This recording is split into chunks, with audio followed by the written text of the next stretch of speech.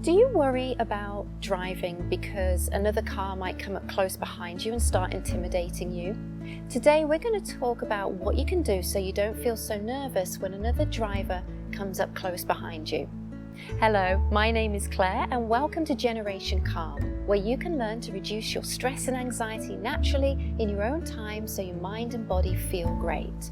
You will have no doubt encountered that annoying, aggressive driver who comes up behind you really close, and it kind of sucks out the enjoyment of driving. But for someone who has driving anxiety, it can really cause a panic, and you start to wonder if you're going to make a mistake because you're so focused on the driver behind you that you're not really fully concentrating on what you're doing. First, let's think about that other driver.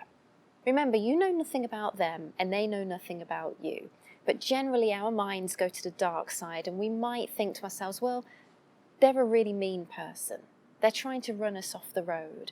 Perhaps they're drinking and driving and they're going to cause an accident. But instead of going to that negative side, how about trying a more compassionate view of what that driver is like? Concoct a new story for them. Perhaps they're a nurse trying to get to work on time. Perhaps they're delivering some groceries for an elderly neighbour. So if you find yourself villainizing this driver, create a new story, a nicer story about them, and it will make a difference to your mood. Secondly, I don't mean this to sound harsh, but really, that aggressive driver doesn't care who you are. They are going to be up behind somebody, driving close to them, whether it's you or someone else. It's not about you being a bad driver. It's not that you're doing something wrong. Please don't internalize it that way. It is not a reflection on your driving. They are just late, they are just impatient, and perhaps this is just a habit of theirs. And I do have some driving affirmations on another video that you might find helpful to listen to before your next drive. Thirdly, if it's safe to do so, pull over, let them pass. That's all they want to do. So whether that's turning onto another street, whether you can safely pull over if there's enough room, perhaps you can turn into a driveway or a parking lot, somewhere safe that you can just take a breather for a few moments and let them pass and let them do the same behavior to somebody else. And then you're free to drive and enjoy the drive. And finally, allow yourself to breathe. It's the simplest way to calm your body down.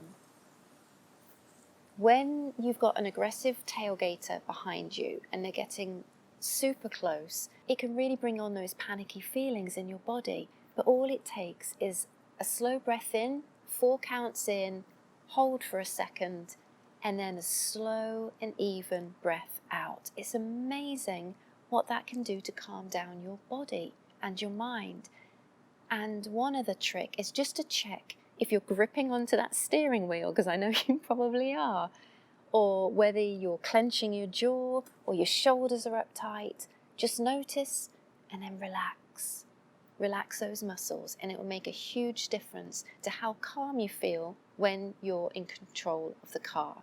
So with a lot of fears, psychologists and other counsellors will encourage you to sit with that discomfort.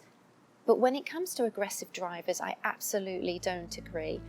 I believe you need to pull over, let them pass. This has nothing to do with you. They're just in a rush, they're impatient, whatever it might be. But the safest thing to do is just to let them go on by and then you can carry on driving calmly. So I hope this will encourage you to get out there and do some more driving practice, and I'll see you again soon. Bye.